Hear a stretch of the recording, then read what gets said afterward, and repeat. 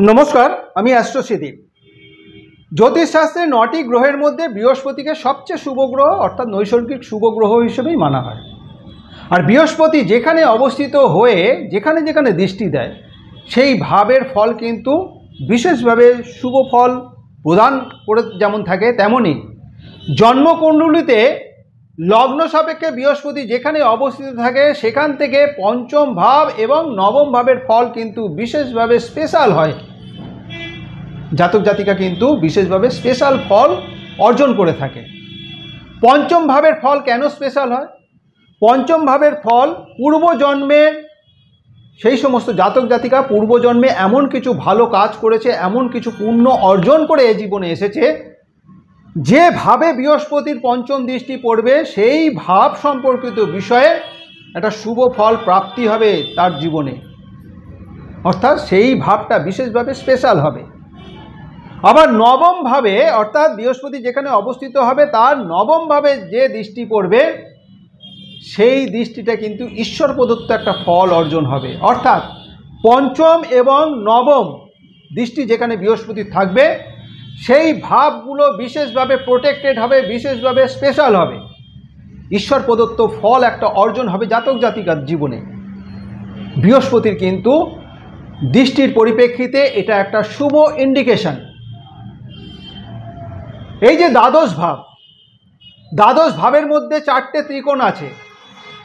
এই চারটে ত্রিকোণ হচ্ছে ধর্ম ত্রিকোণ, অর্থ ত্রিকোণ, কাম ত্রিকোণ এবং মোক্ষ ত্রিকোণ। আজকে এই ত্রিকোণগুলো নিয়েই আলোচনা হবে যে বৃহস্পতি এই ত্রিকোণের মধ্যে অবস্থিত হয়ে যেখানে যেখানে দৃষ্টি দেবে সেইখানে সেই সমস্ত ভাবগুলো জাতক জাতিকার জীবনে কোন কোন ক্ষেত্রকে বৃদ্ধি করবে, কোন কোন ক্ষেত্রকে প্রোটেক্ট করবে, স্পেশালভাবে তার জীবনে শুভ ফল অর্জন হবে। তবে মূল আলোচনা যাওয়ার আগে আরেকটা বিষয় একটু জানা প্রয়োজন আছে। এই যে বৃহস্পতির দৃষ্টি, বৃহস্পতির অবস্থান, বৃহস্পতি যেখানে অবস্থিত থাকে সেখান থেকে পঞ্চম এবং নবম দৃষ্টি বিশেষভাবে স্পেশাল, বিশেষভাবে প্রোটেক্টেড হয়। এটা আমরা যেমন জানলাম তেমনি বৃহস্পতি যেভাবে অবস্থিত থাকে সেই ভাবটা কিন্তু খুব একটা শুভ ফল দেয় না, কারণ সেই ভাবটা বৃহস্পতি যেহেতু গুরু, আর গুরু হওয়ার কারণে যেভাবে বৃহস্পতি অধিষ্ঠিত থাকবে সেই ভাব সম্পর্কিত বিষয় জাতক জাতিকার মধ্যে একটা গুরুগিরি আসবে, অর্থাৎ তার মধ্যে একটা দাম্ভিকতা আসবে, অতিরিক্ত সমালোচনা করবে, একটা গুরুগিরি করার প্রবণতা থাকবে। আর কোনো বিষয় সম্পর্কে কারোর কাছে যদি অতিরিক্ত গুরুগিরি দেখানো হয়, অতিরিক্ত সমালোচনা করা হয়, অন্যরা কিন্তু সেই বিষয় সম্পর্কে খুব একটা গুরুত্ব দেবে না কিংবা তাদের কাছে খুব একটা গ্রহণযোগ্য হবে না। তার জন্য বৃহস্পতি যেখানে অবস্থিত থাকে সেই বিষয়টাকে নিয়ে বিশেষভাবে কিন্তু একটা ক্রিটিক্যাল সিচুয়েশন তৈরি হয়। সুতরাং বৃহস্পতি যেখানে অবস্থিত হয় সেই ভাব সম্পর্কিত ফল কিন্তু খুব একটা ভালো হয় না, কিন্তু যেখানে দৃষ্টি দেয় সেই ভাবগুলো খুব স্পেশাল হয়। লগ্ন, পঞ্চম এবং নবম এই তিনটে ভাব নিয়ে কিন্তু ধর্ম ত্রিকোণ।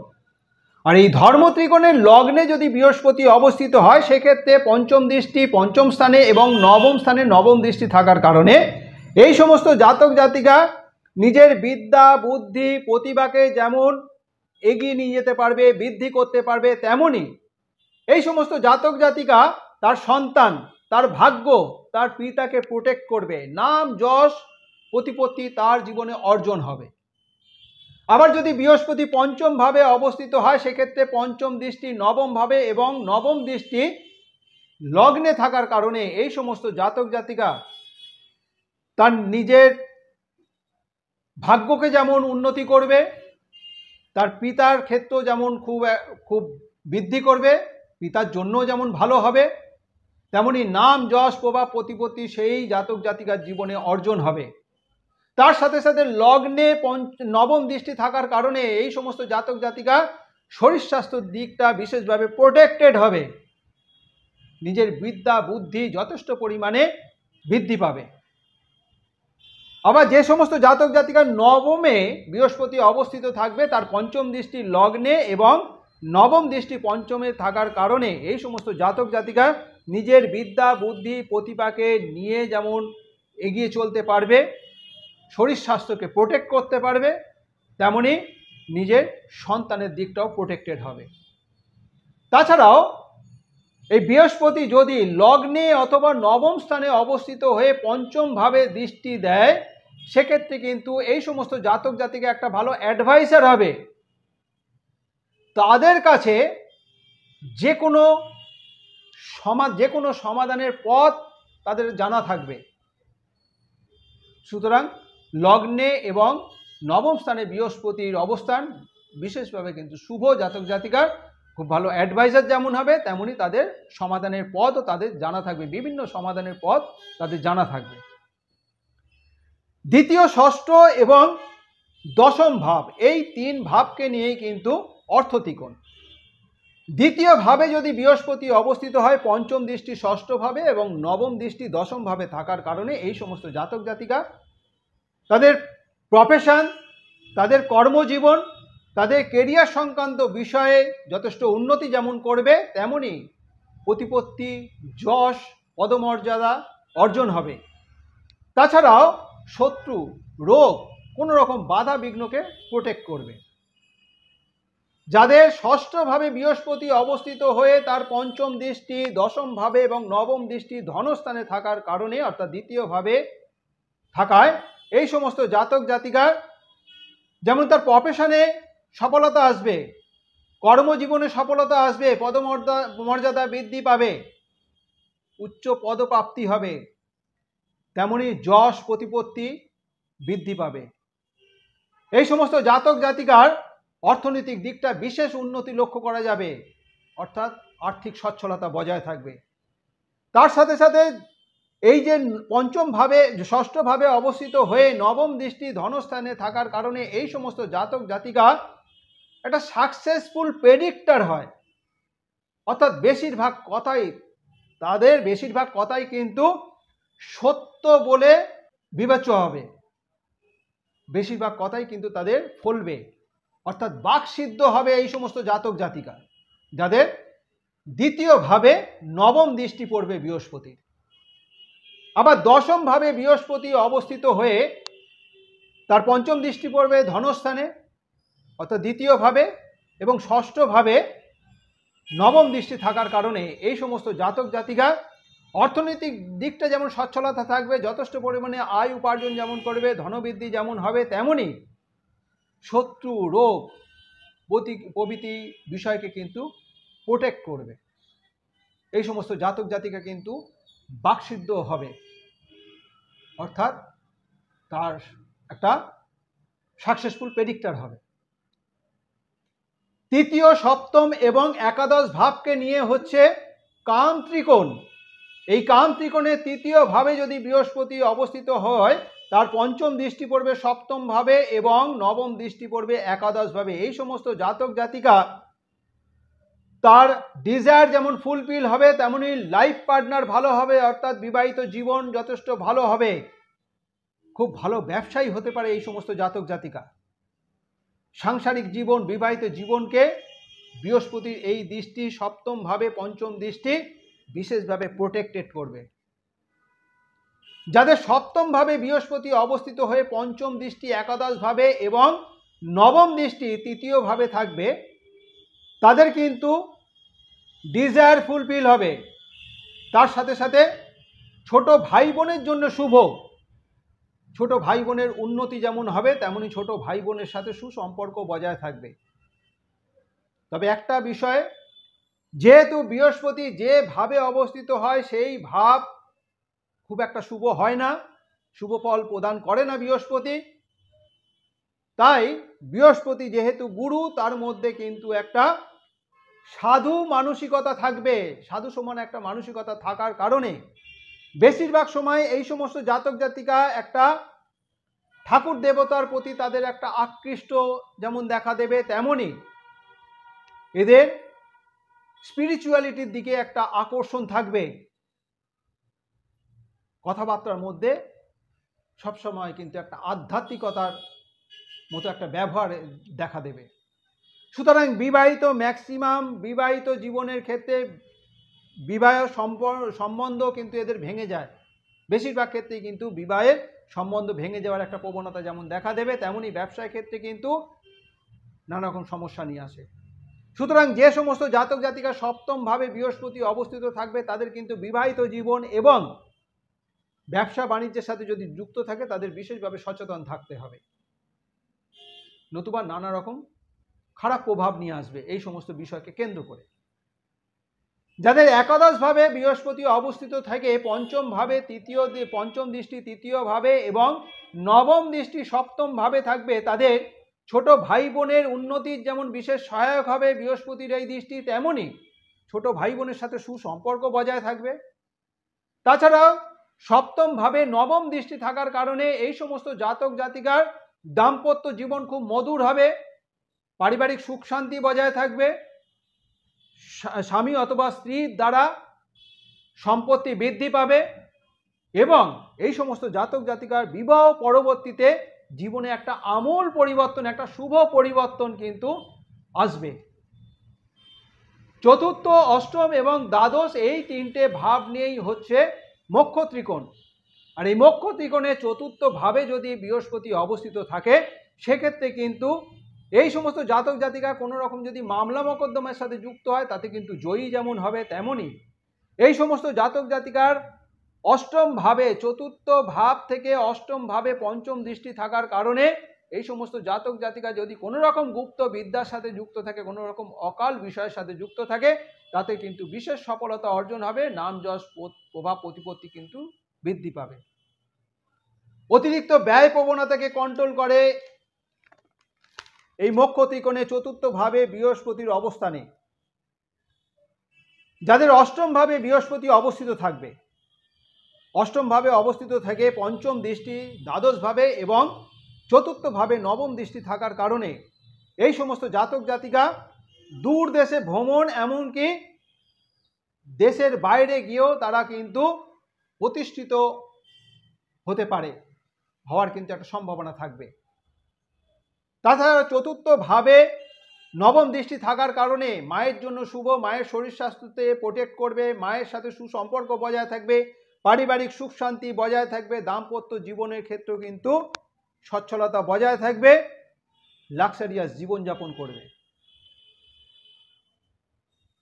দ্বাদশ ভাবে যদি বৃহস্পতি অবস্থিত হয়, এই দ্বাদশ ভাব থেকে পঞ্চম দৃষ্টি চতুর্থ ভাবে এবং অষ্টম ভাবে নবম দৃষ্টি থাকার কারণে এই সমস্ত জাতক জাতিকার মায়ের শরীর স্বাস্থ্য যেমন প্রোটেক্ট হবে, মায়ের সাথে সুসম্পর্ক বজায় থাকবে, দাম্পত্য জীবনে সুখ শান্তি বজায় থাকবে, দাম্পত্য ক্ষেত্রে সম্পত্তি বৃদ্ধি যেমন পাবে, তেমনি এই সমস্ত জাতক জাতিকা যদি কোনো রকম অকাল বিষয়ে, গুপ্ত বিষয়ের সাথে যদি যুক্ত থাকে, অর্থাৎ তন্ত্র মন্ত্র এইসব বিষয়ের সাথে যদি যুক্ত থাকে, জ্যোতিষবিদ্যার সাথে যদি যুক্ত থাকে, তাতে কিন্তু বিশেষ সফলতা আসবে, নাম যশ প্রভাব প্রতিপত্তি অর্জন করবে।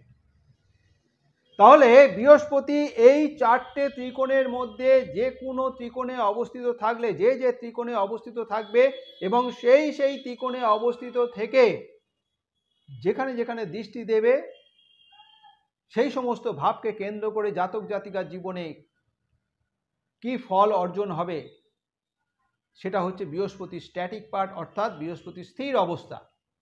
তাহলে বৃহস্পতি একটা জায়গায় অবস্থিত থেকে পঞ্চম এবং নবম দৃষ্টি যে ভাবে দেবে সেই ভাবে ফল স্পেশাল হবে, প্রোটেক্টেড হবে, ঈশ্বর প্রদত্ত একটা ফল অর্জন হবে। তা এই যে স্ট্যাটিক পার্ট অর্থাৎ স্থির অবস্থার ফলের পাশাপাশি কিন্তু আর একটা পার্ট আছে, আর একটা ফল বৃহস্পতি প্রদান করে, সেটা হচ্ছে ডায়নামিক পার্ট, অর্থাৎ দশা অন্তর্দশা আমরা যেটাকে বলি। তাহলে স্ট্যাটিক পার্টে বৃহস্পতি যেমন প্রতিটা লগ্ন সাপেক্ষে যে কোনো ভাবে যে কোনো স্থানে অবস্থিত হয়ে যে কোনো জায়গায় অর্থাৎ পঞ্চম নবম দৃষ্টি দিলে সেই সমস্ত ভাবগুলো যেমন স্পেশাল হয়, প্রোটেক্টেড হয়, ঈশ্বর প্রদত্ত ফল অর্জন হবে, তেমনি বৃহস্পতি লগ্ন সাপেক্ষে প্রতিটা লগ্নের পরিপ্রেক্ষিতেই কি দশা অন্তর্দশা শুভ ফল প্রদান করবে তা কিন্তু নয়।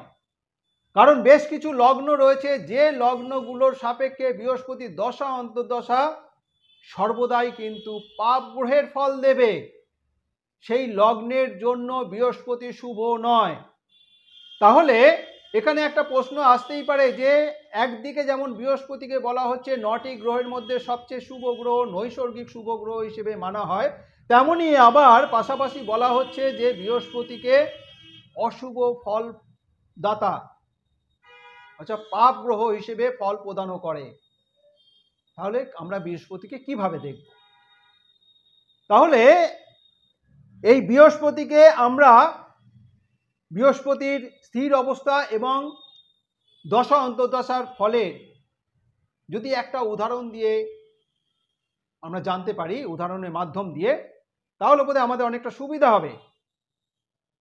ধরা যাক কোনো জাতক জাতিকার লগ্ন তুলা, আর তুলা লগ্নের সাপেক্ষে বৃহস্পতি তৃতীয় এবং ষষ্ঠ ভাবের অধিপতি হয়ে এই বৃহস্পতি সপ্তম ভাবে অর্থাৎ মেষ রাশিতে অবস্থিত। তাহলে তুলা লগ্নের সাপেক্ষে ধনু এবং মীন রাশির অধিপতি বৃহস্পতি সে মেষ রাশিতে অবস্থিত থাকছে সপ্তম ভাবে, এবং স্থির অবস্থার পরিপ্রেক্ষিতে বৃহস্পতি সপ্তম ভাব থেকে অর্থাৎ মেষ রাশির থেকে তার দৃষ্টি পঞ্চম দৃষ্টি একাদশ ভাবে এবং নবম দৃষ্টি তৃতীয় ভাবে পড়ার ফলে সেই সমস্ত জাতক জাতিকা তাদের ডিজায়ার ফুলফিল হবে, তার ছোট ভাই বোনের উন্নতির জন্য বিশেষ সহায়ক হবে বৃহস্পতি, তার সাথে ছোট ভাই বোনের সম্পর্ক শুভ হবে। এটা গেল বৃহস্পতির স্থির অবস্থা। কিন্তু বৃহস্পতির কোনো না কোনো একটা সময় দশা কিংবা অন্তর্দশা চলবে সেই সমস্ত মানে তুলা লগ্নের জাতক জাতিকা। এই তুলা লগ্নের জাতক জাতিকা যখন দশা কিংবা অন্তর্দশা চলবে সেই সময়টা কিন্তু বৃহস্পতি তৃতীয় এবং ষষ্ঠ ভাবের পাপ গ্রহ হিসেবে ফল প্রদান করবে। সেই সময়টা কিন্তু ডাইনামিক পার্টের একটা প্রভাব দেখা যাবে, অর্থাৎ দশা অন্তর্দশার খারাপ ফল অর্থাৎ ফাংশনাল ম্যালিফিক হিসেবে বৃহস্পতি ফল প্রদান করবে, পাপ গ্রহ হিসেবে কিন্তু ফল প্রদান করবে। তুলা লগ্নের সাপেক্ষে তুলা লগ্নের জাতক জাতিকাদের যখন বৃহস্পতি দশা কিংবা অন্তর্দশা চলবে, এই সপ্তম ভাবে যে বৃহস্পতি অবস্থিত, সপ্তম ভাবে অবস্থিত থেকে একাদশ ভাব এবং তৃতীয় ভাবে যে দৃষ্টি দিচ্ছে, এই তিনটে ভাবের ফল কিন্তু অশুভ ফল প্রদান করবে। তখন কিন্তু আর শুভ ফল অর্জন হবে না। তখন হঠাৎ করেই মনে হতে পারে যে আমার এই যে ভাবগুলো এতদিন শুভ ফল অর্জন হচ্ছিল, শুভ ফল পাচ্ছিলাম, এখন বৃহস্পতির দশা চলছে, বৃহস্পতির অন্তর্দশা চলছে, তাহলে কেন আমার অশুভ ফল আসছে? বিশেষত এই কারণে, যেহেতু বৃহস্পতি এই লগ্নের সাপেক্ষে তৃতীয় এবং ষষ্ঠ ভাবের অধিপতি হয়, তখন কিন্তু পাপ গ্রহের ফল প্রদান করবে, ফাংশনাল ম্যালিফিক হিসেবে ফল প্রদান করবে। সুতরাং স্ট্যাটিক পার্ট আর ডাইনামিক পার্টের মধ্যে একটা কিন্তু লগ্ন বিশেষে ফল প্রদানের ক্ষেত্রে কিন্তু একটা দূরত্ব আছে। কোনো লগ্নের ক্ষেত্রে যেমন শুভ ফল অর্জন করবে, শুভ ফল বৃদ্ধি করবে, তেমনি বেশ কিছু লগ্ন আছে সেই লগ্ন সাপেক্ষে কিন্তু ফলের হানি করবে।